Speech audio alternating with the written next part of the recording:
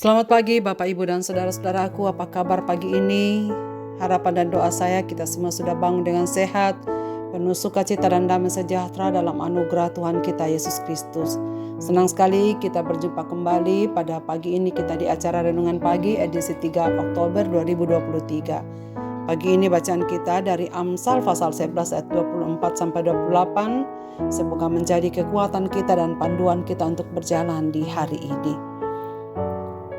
Amsal pasal 11 ayat 24-28. Ada yang menyebar harta tetapi bertambah kaya, ada yang menghemat secara luar biasa namun selalu berkekurangan. Siapa banyak memberi berkat diberi kelimpahan, siapa memberi minum ia sendiri akan diberi minum. Siapa yang menahan gandum, ia dikutuki orang, tetapi berkat turun di atas kepala orang yang menjual gandum.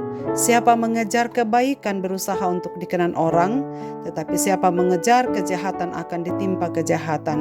Siapa mempercayakan diri kepada kekayaannya akan jatuh, tetapi orang benar akan tumbuh seperti daun muda. Murah hati pangkal kaya.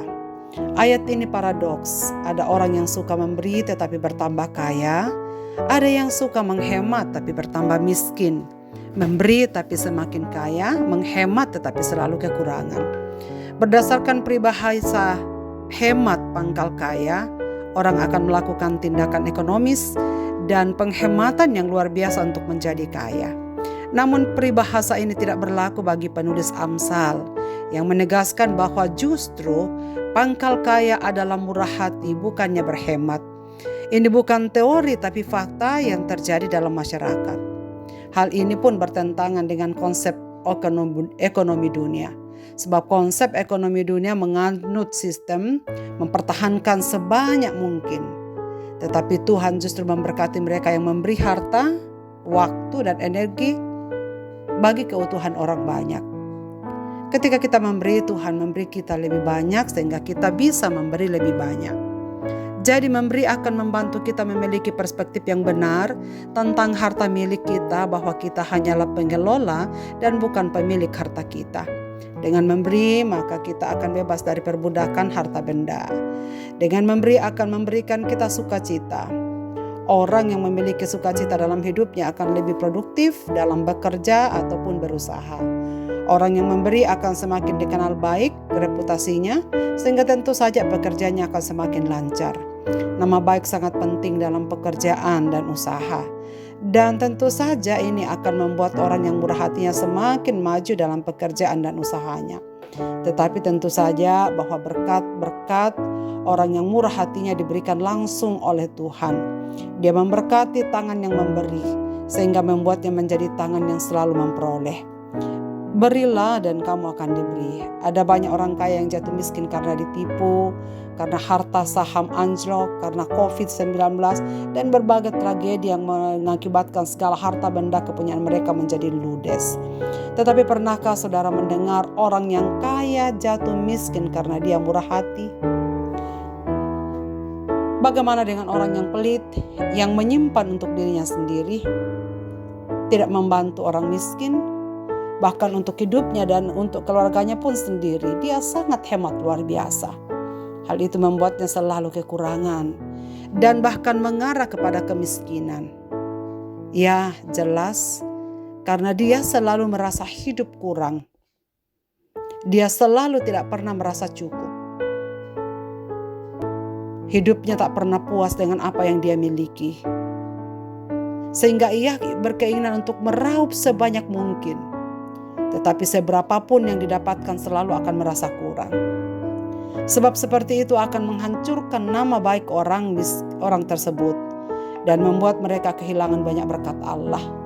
Walaupun manusia selalu menyimpan apa yang mereka miliki, tetapi jika Allah menghancurkan dan merusaknya maka tidak akan ada yang tersisa. Demikian kitab Hagai pasal 1 ayat 6 dan 9. Allah berjanji bahwa orang yang banyak memberi akan menerima kembali daripada yang diberinya. Tuhan memberkati orang yang baik hati dan murah hati. Apakah itu pemberian uang atau diri sendiri atau tenaga atau apapun yang kita bisa persembahkan bagi orang lain. Dan prinsip perjanjian baru mengajarkan bahwa kita adalah pengawas karunia-karunia Allah yang harus memakainya demi kepentingannya dan demi orang yang membutuhkan pertolongan. Jadi saudara-saudaraku, perspektif kita mengapa kita harus memberi adalah karena Tuhan yang memberi. Dan apa yang ada pada kita bukan milik kita tetapi milik Allah. Dan ternyata Allah memberikan semuanya, dititipkan dan dipercayakan kepada kita supaya kita bisa belajar untuk mengulurkan tangan orang lain. Karena dengan mengulurkan tangan bagi orang lain, Tuhan akan memberikan apa yang kita perlukan dalam hidup ini. Sehingga hidup kita tidak akan pernah kekurangan. Terima kasih karena anugerah Tuhan yang kita dengarkan pagi ini yang membuat kita dapat menaiki hidup yang lebih baru. Marilah kita berdoa. Bapa di sorga, Bapa di dalam nama Tuhan Yesus Kristus, terima kasih banyak untuk firman-Mu pada pagi ini yang mengingatkan kami supaya kami belajar untuk memberi daripada menerima. Tuhan, terima kasih banyak karena kami tahu bahwa ketika kami mengulurkan tangan kami bagi orang lain, sesungguhnya Allah sendirilah yang bekerja untuk memberkati setiap orang-orang di sekitar kami. Terima kasih untuk janji berkat-Mu, bahwa ketika kami belajar untuk hidup dalam kemurahan hati, Tuhan juga akan selalu mencukupkan dan memberikan apa yang kami perlukan dalam hidup ini supaya kami semakin banyak bisa memberi dan berbagi kepada orang lain. Ampuni kami ya Tuhan, karena kadang-kadang kami keliru melihat bahwa apa yang ada pada kami ini adalah milik kami. Dan biarlah firman-Mu pagi ini bahwa Tuhanlah yang memberikan dan berkat Tuhanlah yang membuatnya kami dapat memiliki semuanya. Terima kasih Tuhan untuk firman-Mu. Dan kiranya Roh Kudus terus menerus mengingatkan kami agar kami semakin belajar untuk bisa memberi apa yang kami bisa untuk pekerjaan Tuhan, untuk kemuliaan Tuhan, dan untuk memberkati orang-orang di sekitar kami. Terima kasih ya Bapa, kami serahkan hidup kami sepanjang hari ini dalam tangan-Mu.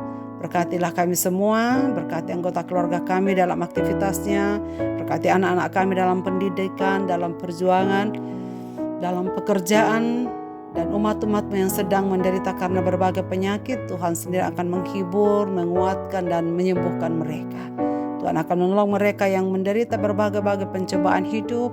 Tuhan, tolonglah mereka supaya mereka bisa kuat menjalani kehidupan mereka di dalam anugerah dan penyerahan sesungguhnya kepada-Mu ya Tuhan. Terima kasih banyak atas firman-Mu pagi ini. Lalu kami serahkan diri dalam tangan-Mu untuk beraktivitas. Dalam Kristus Tuhan kami berdoa. Amin.